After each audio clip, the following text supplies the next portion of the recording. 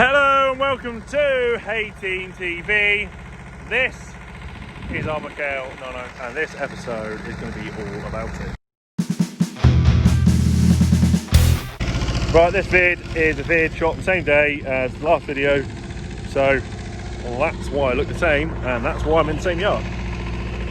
Anyway, we used to have Canevlin wrappers, as a lot of you know. Before that we had an L-hole, which was a arsehole. Just a pain in the ass machine. We got us by at the time, but anyway. Then we went to Canevlin wrappers, and after Canevlin wrappers we went to Mchale wrappers. Once we got to Mchale wrappers, we haven't changed. It's bomb-proof. Like, can't quite, like, we've had 5 of them. The only reason we've changed is we kind of don't like things out of warranty too long. And we do a huge amount of bales, but I reckon if we kept the first one, it still wouldn't be a problem. We changed from the single stems to double stems because we wanted to be faster. And it's just an awesome bit of kit. It just works. Used to have with the old infrared remote, which you have to point, which would be a pain in the ass if you had sunlight. Those of you who still got the infrared pointers, and you know they're usually mounted. You've got to, like, I used to make a little screen with cardboard, sort of like basically like a baseball cap on the infrared detector, so the sunlight wouldn't catch it out. But then we went to radio remote, and now it is bomb-proof because it just works. Press button, cab, wrapper goes, job's good. Whilst we're in this stack, even though you saw it the other day, this stack here is ryegrass. So we put things where we know it. This stack here is effectively meadowgrass, even though that's a rye mix, but can't tell you what's in it. That's secret, trade secret. That's a meadow mix from further down in this block, because we've been down even way beyond the trees down there. Anyway, without any further ado, I think you guys better see this thing going. A little set up your wrapper trick. I don't know what everyone else does. I've seen people like get a control box and try and, you know, put the wrap into the knife, which is a bit high risk.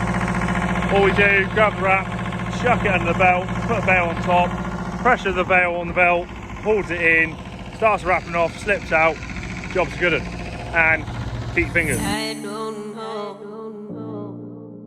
I don't know.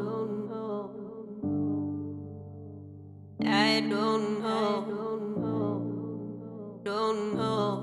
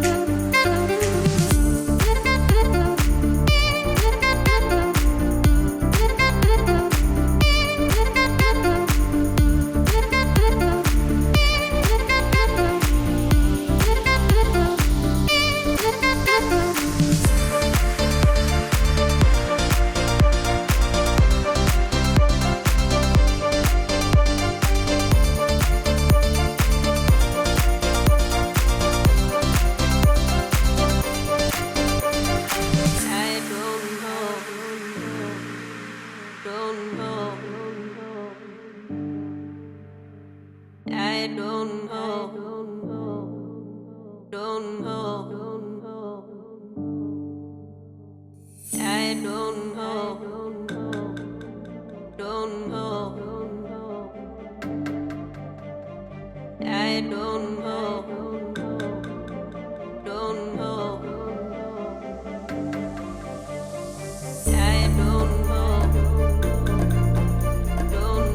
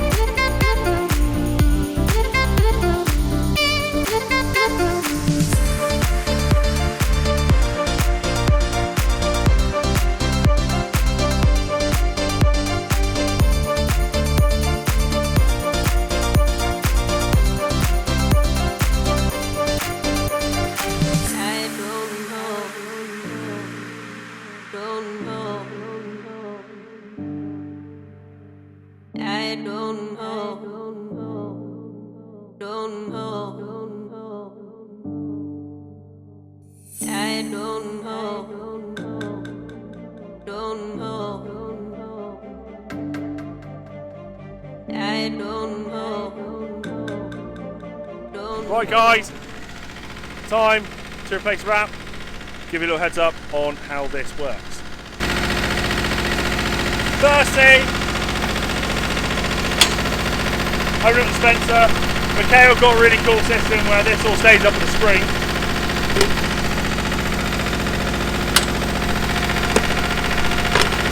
So two pipes are off. I don't know how everyone else gets about the boxes. These boxes from Volac have got splitting sides, but they never split properly. So we've always just done the same thing, open up the ends and you can use it as a bin box for your rubbish after.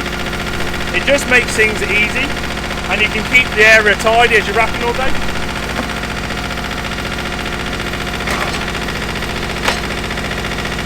Another little thing is, if you see over here, come over here. Mchale will leave a little diagram here on the frame of the machine. So basically you can't ever get this wrong. Even when you're like dog tired, it's 3 o'clock in the morning, pitch black, and everything's probably going wrong, you've still got a little bit of a guide. Not that ever happens. Okay, it sometimes happens, but you guys know what I mean.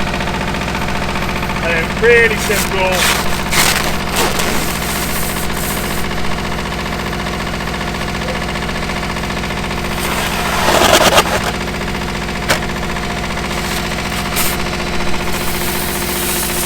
Another little trick, I don't bother with the knife,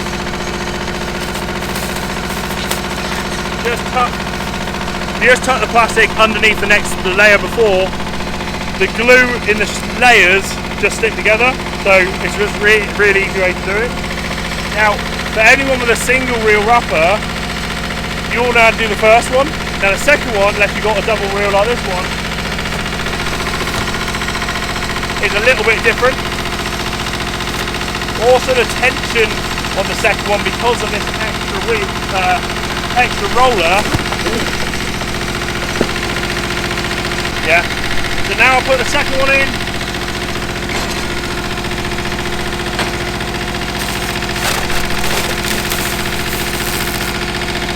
Again, it goes round between. Again, it goes round between the two tension rollers. But as it goes back around this one, you come round with me,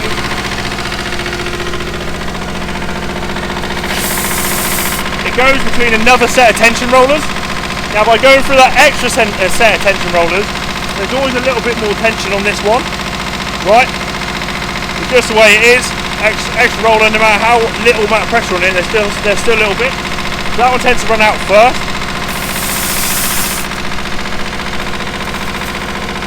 Again, something I just didn't show a minute ago, I always roll a little ball so it acts like a little knot when I stick it underneath. It just means it's like a little gripping anchoring point. So now,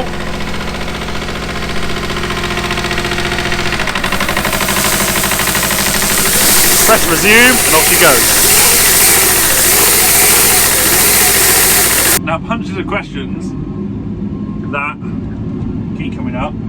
How many layers do you got on a bale?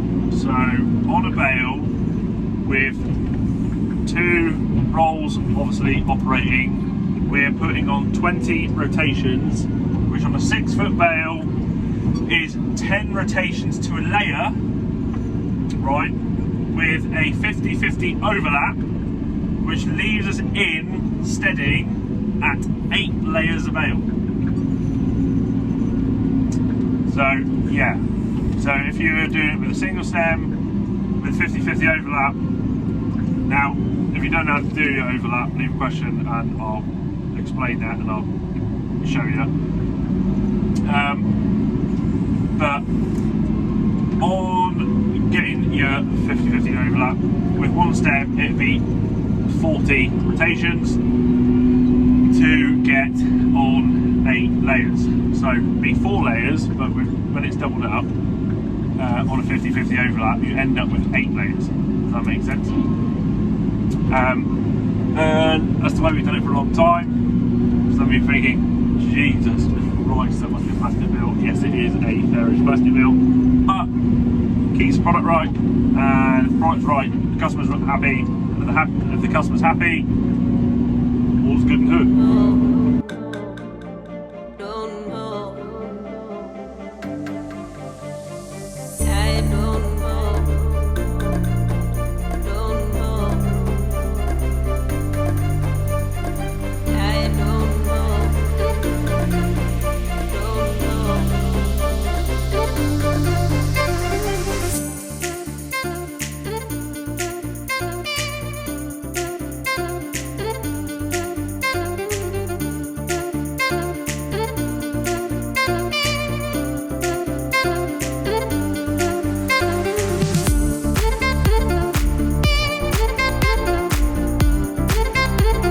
know. Don't know.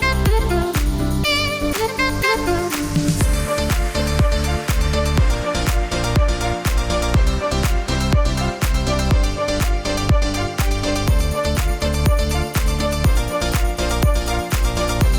don't know. Don't know. I don't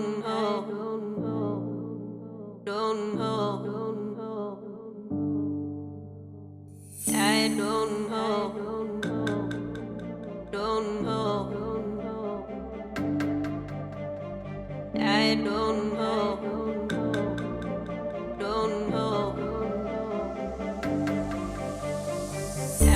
know. Don't know.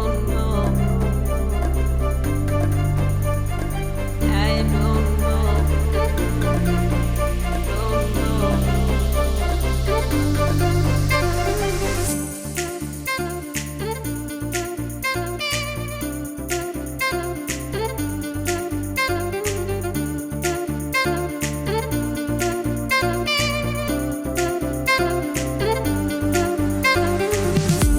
Don't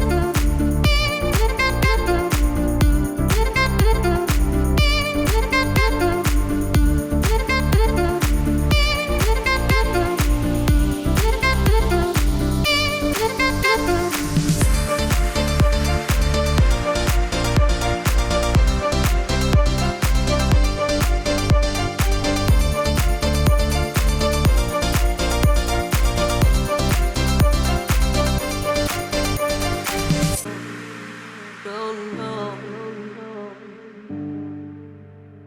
I don't know. Don't know.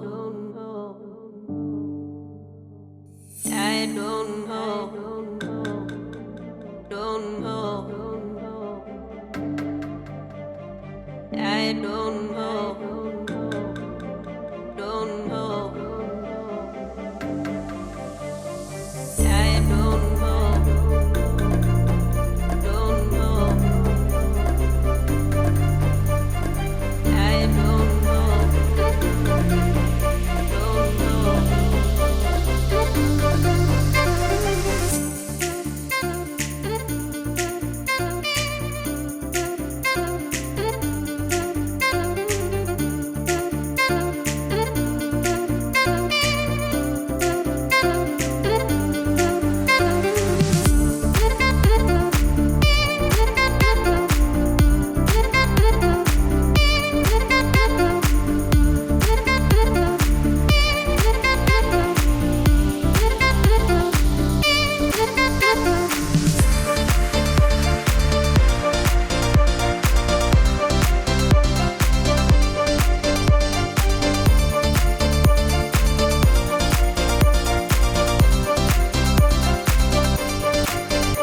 Another constantly asked questions, why do we stack on our flat and not on our round? Well, reasons being, one, years ago when we sold lots of big bales, especially any of you that deliver like one on the back of pickup, it was kind of made it easier that the bale was still round, hadn't been squashed and stacked for moving it around.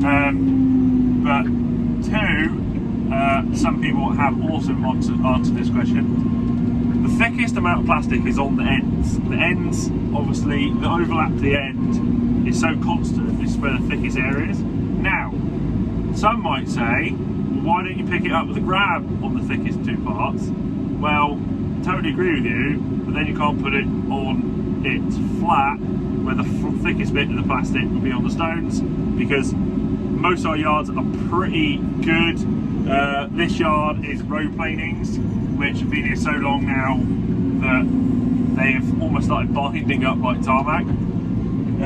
To get it to do that, we also put the chippings down by about a foot deep,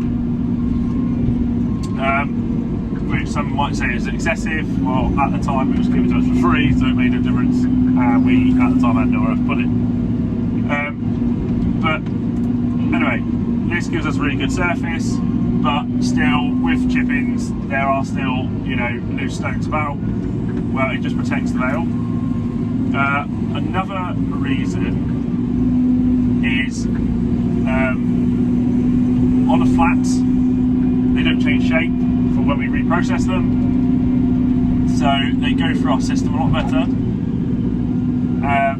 and also we can stack higher. So I know those of you be like, oh yeah, but I stack them on their rounds 4 bales wide, or 4 bales high rather. Yeah, that's good, but the pressure on the round as a shape makes them just squash in. Now that, like, no matter if they're silage or haylage, by putting them on the ends, it's the same thing as cylinders. Cylinders are stronger off the end than they are on the round. So if you imagine the way the grass has gone in to construct the bale, strength wise, they're better that way. So like, we're already running 6 acres covering all bale stacks, included in sheds. Most stacks are up 4 high, if not some stacks are up 5 high, depending on my mood and if I want to put them up there. So it's kind of space saving as well as anything else. But what do you prefer to stack? Do you prefer to stack them on their ends, or do you prefer to stack them on their rounds? There's no right or wrong answer, but leave a comment below. Well guys, hope you enjoyed that. That is our Mchale 991 high speed. Hope you enjoyed this video on it. If there's anything else you want to know, let me know. I can always do another video on it, as we've got weeks of harvesting left yet. Hopefully the weather turns good again next week, even though this is filmed last week, so probably going to be raining anyway. Hope you are all having a great harvest and enjoying yourselves. Also hope everyone's getting the rain that they require in their areas, and everyone's doing well basically. So without any further ado, if you want to see any more of me and the little guy, you can find us on Snapchat, Twitter, Instagram and Facebook. Obviously he rules Snapchat, and if you want to just chat to him, which I totally understand, he's probably a very likeable looking guy because he's short and cuddly. I'm usually on Instagram and editing, so I don't talk that much. Well, I do, but whatever. Anyway, if you would like to press on this bit here, that would be great if you haven't already. And until next time, catch you later.